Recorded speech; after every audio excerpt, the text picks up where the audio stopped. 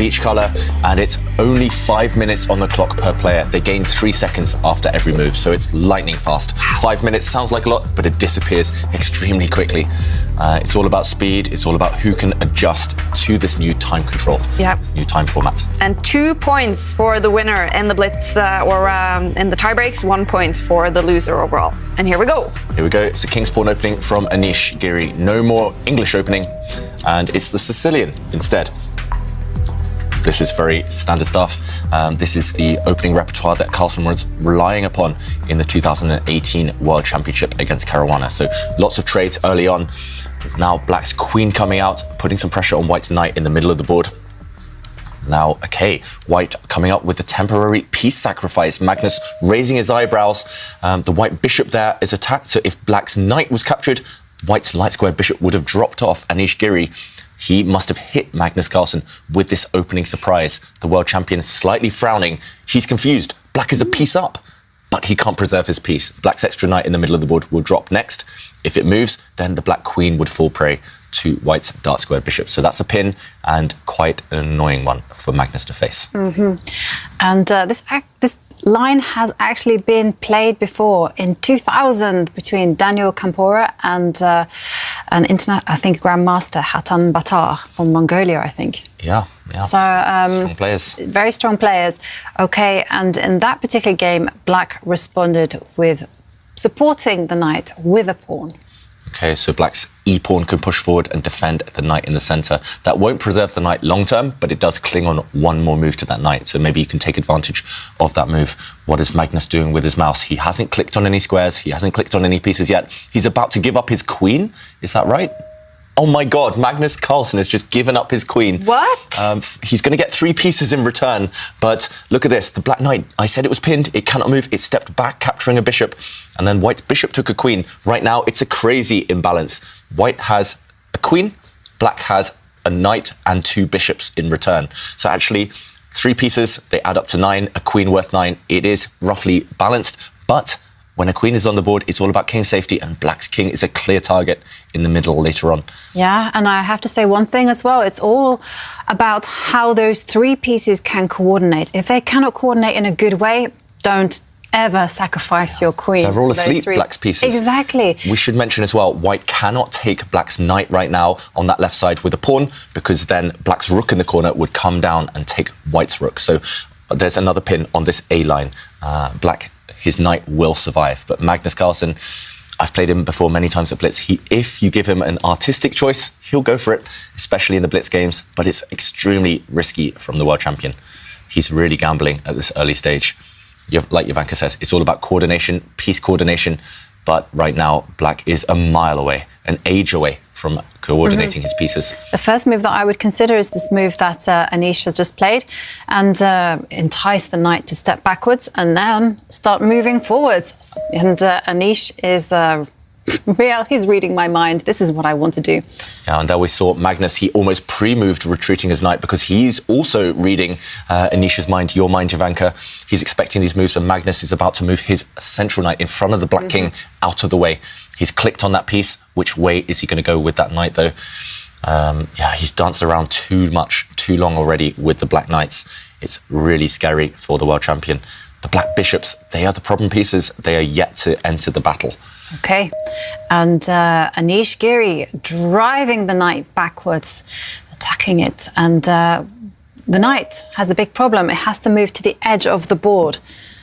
This is, and then again, what's it doing on the edge of the board? It can get locked out of the game, and suddenly it will be a queen against 2 minor pieces, and that's not sufficient. Yeah, and that's why Magnus pushes a pawn on this right side. Firstly, he's trying to break down the integrity of White's pawn structure, those far advanced White pawns, but he's also trying to find an escape route for that Black knight trapped on the right, on the edge, just in case, as Jovanka mentions, it gets trapped. So he's trying to open up his Black rook as well. I think he's committed now, Magnus Carlsen. The Black king is too far away from castling. It needs to stay in the centre. It needs to hide in plain sight. And after a trade of pawns, Black's rook has opened up. Look at the evaluation bar, yet to settle down, yet to make up its mind. The reason I don't like this at all from Anish Giri is because Black is now maybe got a target. Black is going to try and attack the White king. Look at this. He's pushed a pawn forward, daring Anish Giri to play en passant, which has just happened, capturing the pawn as if it just moved one square. So you can sometimes prevent your opponent from bypassing your own pawn. But Magnus now has opened up his light squared bishop, which was previously asleep. And now look at this, developing his rook across the board horizontally. That's rare. That's rare. Unique. But I do think that white can copy as well. So he can get inspired by black's last move and also move his rook on the same line, 2 squares, and try to use the third row. And Anish goes for a different option where he just locks out this black rook. And Magnus, wow, he is playing aggressive chess. He pushes his pawn forward, attacking the knight, driving it backwards, and saying to Anish, hey, every capture that you make is going to suit my pieces. But look at this, Jovanka, because look at White's pawns right now. He's thrown everything forward. All of White's pawns are on the 4th rank. There's also one on the 6th rank. He's not caring at all about pawns, neither side about pieces of pawns. They're not even counting, I think, anymore who's ahead of material. Right now, that white pawn is attacking black's rook on the edge of the board. That pawn can actually just be taken by a black knight, but then white would gain time attacking the black pieces and forcing the black pieces backwards. So Magnus Carlsen, he's given up his queen already. Is he going to ignore his rook as well? Or is he going to move his rook? Is he going to take a pawn? So many choices for the world champion. This position is just crazy. I think even in the 2 players' minds, they are not sure who has the advantage. I'm definitely not sure. The evaluation bar is definitely not sure. This one is one of the wildest chess games I've seen probably ever, but definitely throughout the tour. Yeah, and I can tell you, top engine choice is knight take, capture the pawn. Second is for black just to ignore the rook and just capture the knight. Yeah. Okay, he takes the pawn, so he goes for the recommended move, and now after white gives up a pawn with the check, black recaptures, and now white's knight has jumped in. Magnus is under check. We see on his screen the king is highlighted. Wow. That just shows it's check, but he's getting ready to click his dark square bishop and take that white knight. And it looks like it's happened. The black bishop took a knight, and Anish had pre-moved to recapture with the white queen. That happened instantly, and now the black knight retreating. It's still 2 knights and a bishop for the white queen, so roughly material balance. But look at this, white is trying to get to the black king, trying to open up lines, trying to find a path through. But so far, black's knight, bishop, they're controlling squares. There's no check, and if there's no check, maybe black is safe. And maybe black is okay.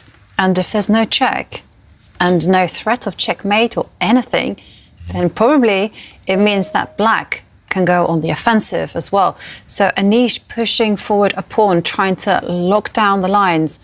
Okay. But black's king can start running, or black can even take a pawn on the side of the board with the rook on that left flank. Suddenly, okay, Magnus retreats his knight, just acting as a defensive piece now. I'm slightly surprised because that knight was preventing white's remaining rook from getting to the center. But Magnus, he's confident he's going to survive. Knights are a king's best friend, and there's 2 of them defending the black king. And Magnus is just saying, hey, those 3 pieces will defend the black king, and the rooks, they're going to start targeting those weak pawns on the left and the right. Yeah, those 2 black rooks, they're developing not in the way we normally see in chess. Normally we see the king castle and then the rooks come to the center. Those rooks are developing up and down the board. And actually, I just did a quick count. Black is 1 point up. If we talk about pawns, pieces, black is a pawn up. So after all of that kind of tactical melee, it's looking good for Magnus Carlsen. And Anish, he lifts his rook up the board. What's the plan? Maybe a defensive maneuver.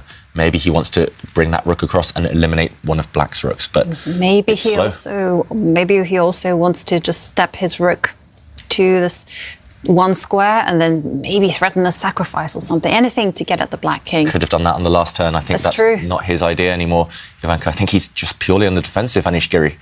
But Magnus Carlsen, he's going to move one of his rooks. I'm not sure which one, but he's going to move one of his rooks. Oh no, he moves his king. There we go, just looking on the screen. He dragged his king to the side there, away to safety. And now there's danger on the board because the black rook is threatening to attack the queen. And that's why Anish gives a check, which is promptly intercepted by the knight. But look at the black king, safe as the proverbial houses. Yeah, so Anish there, he's about to capture a pawn. He's pausing, he's changing his mind. Look at the thought process from Anish Giri. He's indecisive. He's not sure which direction to go for with that queen. If it can't break through to the black king, then what to do? Is he going to step back and take a pawn? No, he's changed his mind. He's going to bring his rook up the board. Is he going to challenge black's rook at the top there? He is. Will we see a rook trade now? This is how difficult the position is. Even at these top players in Blitz, they're not able to trust their instincts. It's all about calculation. And the rooks are off, and now the queen will capture... No, the queen cannot capture the pawn at all. No, because, of course, black will also go and capture the pawn that is up for grabs, and suddenly... Black's rook is amazing. The knight that is sitting next to the king is an aggressive piece. So the white queen is forced into a defensive role. And the problem as well is that the queen and the rook are forced to defend pawns. And, okay, wow, I was about to say, Anish Giri, he's banking on the fact that Magnus Carlsen's pieces, the knights and bishop, are tied down defending their king, but Magnus gives up a pawn. He's definitely not materialistic. He gives up a pawn in order to activate the black bishop, and Anish there, gesturing, looking frustrated, leaning back. Suddenly the black pieces are coming to life. Black's rook and bishop are teaming up against the same pawn. White's rook is a bit stuck. No targets. White's queen... Yeah, that's why a queen is actually worth the same as 3 pieces. But the problem is there's 3 of them. And if they coordinate, if they defend each other, just the fact there are more pieces to attack with can be decisive. So, okay, all the pawns disappearing on that left half. What a game. You're right, Kaya. Black's rook is now about to come across, maybe deliver a check. Black can take white's central pawn with his knight. And the 3 pieces, untouchable. Yeah. The 3 musketeers. Yeah, exactly. Totally. And the rook is just there. Its sole job on the board is just to gobble up the pawns. So Anish dropping to nearly under a minute left on his clock. Yeah, both players now around the minute mark. And the clock situation is not in either player's favour, but it's definitely Magnus Carlsen's favour on the board. And it's going to be difficult when you're facing a queen. There's always traps, there's always tricks. That's why he steps back. Look at those black pieces. Literally every single piece defends another piece. And, okay, Anish Giri, meanwhile, he's got fewer pieces to play with. So he uses the white king. I mean, this game, I'm going to go back and study it for hours, I think. Just so much to think about. Okay, the black bishop now attacking white's rook. Breaking a bit of coordination with the pieces, but nope, the bishop is replaced on its previous square by black's rook. And that black rook, it's going to relocate itself 2 squares further down the board. It's going to go towards the white king. Yep, protecting the bishop, and at the same time, like David said, heading at the white king. Yeah, it's going to swing across the board, that black rook, and again, supreme blitz strategy. This is why Magnus Carlsen is the best blitz player in the world, always defending his pieces. He doesn't care that he has no queen, he's just defending everything. Look at this, bishop steps back. He's still created this nice little cozy home for the black king. I mean, that's the safest king I've ever seen, even though it's being stared at by white's queen, even though it's being stared at by white's rook. Yeah. That king is super safe. It's incredibly safe. And also, Magnus just limiting all risk whatsoever. He just dropped his bishop back to protect his pawn. Okay, so check, and Anish just cannot do a thing. Now another pawn drops off the board. Yeah, black's rook has gobbled up all the pawns, and black now is 2 points up, 2 clear pawns. All black needs to do is start going for the white king, I feel. Once the black pieces coordinate, it's going to be checkmate. Maybe we'll see checkmate coming. The black pawn can push forward to attack the white queen. Okay, Magnus just steps back with his rook. Deadly threat now of checking the white king from the front with the black rook. Also, for black's knight to jump in towards the white king, it's game over, I think. That white king is doomed. There's going to be no way to save this game. Magnus just needs the finishing touches now. The black knight can come into the attack. Yeah, I was going to say the black knight, but Magnus says, okay, it's fine. I can just push my pawn. And again, every single one of Magnus's pieces are protected. Yeah, it's as if the black king has got all his clothes on. The white king, look at it. It's naked. It has no protectors, no defenders around it. It's feeling really vulnerable right now. And the white queen has found a safe square, but not for long. No. Black's rook can give a check here in 2 different ways, 2 different directions. He steps back, just again, protecting everything, over-protecting everything, just in case. And well, Magnus is just really perfecting the art of, I was going to say suffering, making his opponent suffer. And look at this black pawn, this lone black pawn. The pieces are all perfectly placed for black, so use your pawns now to create the threats. And white just trying to get to the black king, but nothing Anish can do here. Black's king is too safe. And okay, one threat on the board. White's queen is trying to take that black rook because there was a pin. It was undefended, so Magnus again defends everything. He defends his black rook, and he attacks white's rook, gaining time. And now the knights finally start to mobilize. They've protected each other for so long, but they will finish off this game. And here it comes. The pawn is closing in on its destination. And another check. And just look how this is just an exercise in dominance. Now it's a queen on the board, and that's it. Game over. Magnus Carlsen wins the first tiebreak game. And what a game. It was impressive stuff by Magnus Carlsen with the black pieces. Anish Giri loses with the white pieces here. He has to win the next Blitz game starting in 5 minutes. Anish to take this to Armageddon. Magnus with the white pieces in game 2 will only need a draw. And Anish is shaking his head. Was this just simple genius play by Magnus, or did Anish make some mistakes here? A bit of both. I mean, we have to give full credit, though, to Magnus Carlsen for taking that risk, sacrificing his queen early on. I think Anish, his only mistake was opening up his own king quite early in the game. He wanted to attack the black king, but he forgot about his own king. And yeah, after that, Magnus Carlsen, once he mobilized his pieces, look how happy he is. Look at that smile on the world champion's face after a fantastic game. All right, he doesn't want to give a comment. He wants to go to his